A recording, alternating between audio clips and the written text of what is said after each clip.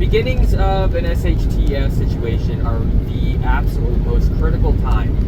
At this time, you're going to want to make sure that you have your mag together, that you have everything ready to go. Hopefully you have, if you're going to be bugging in, then hopefully your shelter is good. That's probably going to be your home. Hopefully you've got pretty much everything already ready to go. But the beginning stages of an SHTF are the most critical because this is the time where you're going to have the most energy. You're going to want to assume that the event is going to be a long-term event. Don't ever assume that it's going to be short-term because that can be a fatal mistake. At this time, it's critical that you make sure that your shelter is well established, that you have all of your stored food and water at an accessible area for everyone in the MAG, your mutual assistance group. It's vital that you have this ready to go and accessible, but it's also important that it's not in the open for everyone to see. Because if you have an outsider that comes in and you're potentially seeing if that person would be an asset to the group or not, you're not going to want them to see that you have all of your food and water out in the open. That is only if you think that you're going to have any outsiders come in, and that's completely up to your group. Now, I just put out a video. It was an interview talking about reading body language and how our communication is only 7% verbal and the rest is nonverbal. So, being able to read the other person's body language to see if they're genuine or not, that is going to be extraordinarily critical, probably more important than you would think. After your shelter, your food, your water, after all of that is set up in place, everything's got its place now, then you need to focus on assigning everybody tasks, different tasks. It's going to be everybody has multiple tasks kind of situation. And that includes the more, even if you've got a lot of people, everybody's going to need, everybody should know at minimum 2 different skills. I would rather say 3. Have 3 skills per person, even if you've got a group of like 20 people. That way, you have that backup for like a backup. Like I always say, have spare parts for your spare parts. Or have a backup for your backup, so on and so forth. Have multiple backups, have multiple spare parts, that kind of deal. So you're gonna want to make sure that everybody has their tasks. Like you have a few people that go hunting. Well, maybe if you have enough people, have like 4 people to go hunting. That way 2 people at a time can go hunting while the other 2 people take a break from it.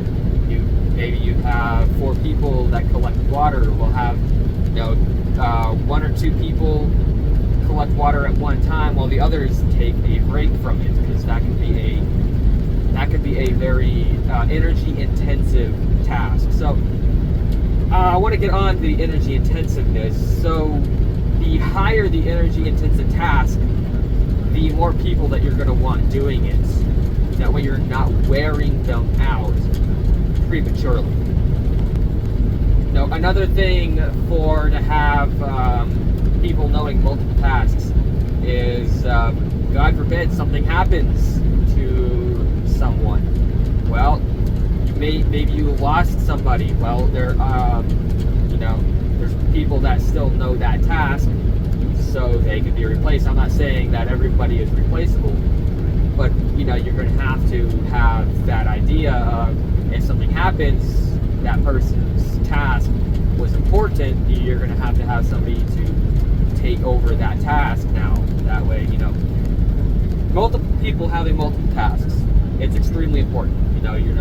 Especially in the field of medicine and medical, you're going to want multiple people that know medical if you can get a doctor or a medic on your mag and have them teach other people, preferably everybody, at least basic medical knowledge.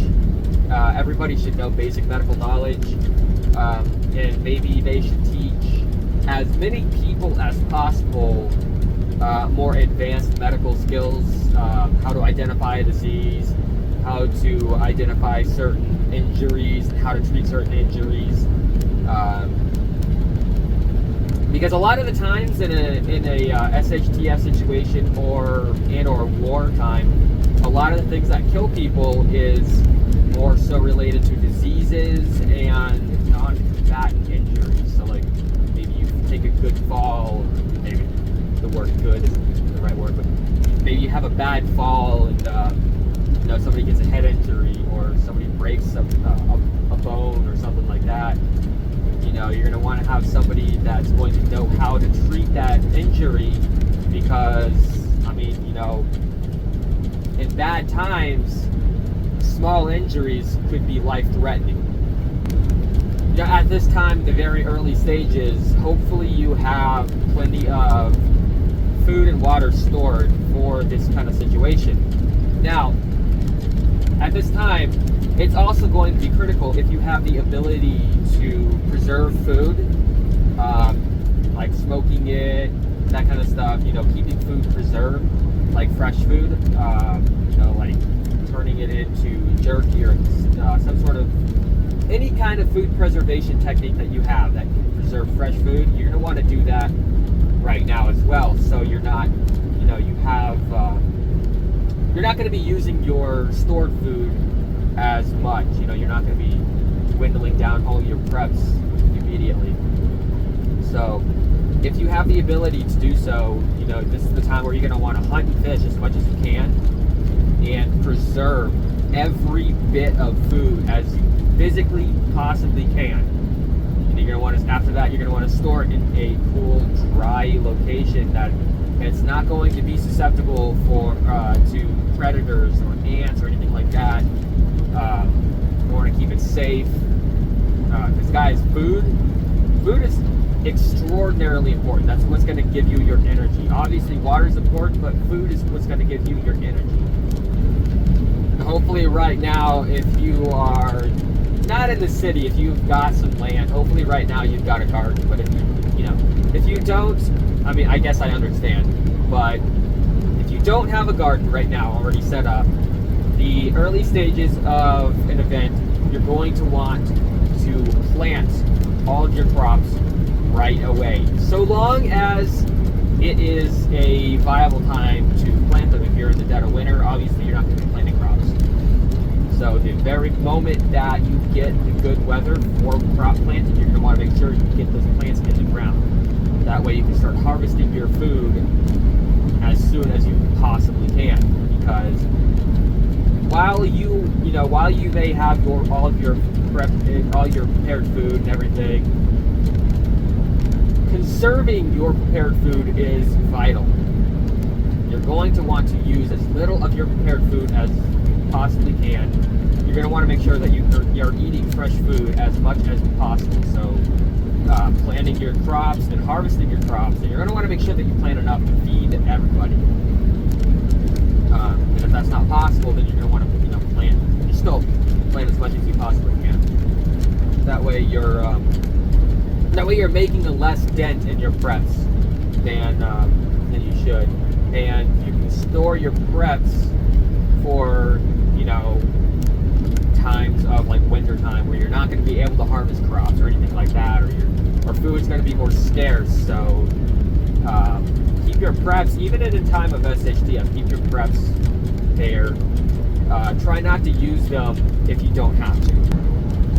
And I mentioned disease and shit like that a little bit ago. So let me kind of elaborate on disease and kind of how to prevent as many of it, or as much of it as you possibly can. And that's going to be stay clean and don't shit or you eat or sleep. So stay clean. Bathe as often as you can. If you have a water source nearby, like a river or something, and water is not an issue. If you are where I live, out in the middle of the desert, then don't, I'm not going to say don't bathe as often, but don't bathe as often, because you're going to be using water, and water out in the desert is going to be more important for drinking than it is bathing. But if you have the ability to bathe often, definitely do so. Stay as clean as you can. And like I said, don't shit where you eat or sleep. I guess the same goes for pissing. But don't shit where you eat or sleep. So have your outhouse set up away from any water sources, like a good distance away from any water sources, but not too far away where it's going to be a hike to get to the outhouse. You don't want to spend too much energy leaving one area to go use the outhouse. So, probably 100 meters away from any water source is what I would say. Some people might say, oh, that's too far. And some extreme people might say, oh, that's still too close. That's what I would do. But I wouldn't have, like I said, I wouldn't have it too far away. That way you're not going too far, especially at nighttime when visibility is low. And if anybody is going to take anything away from this video, it should definitely be the beginning stages of an SHTF event are critical. Get everything ready to go.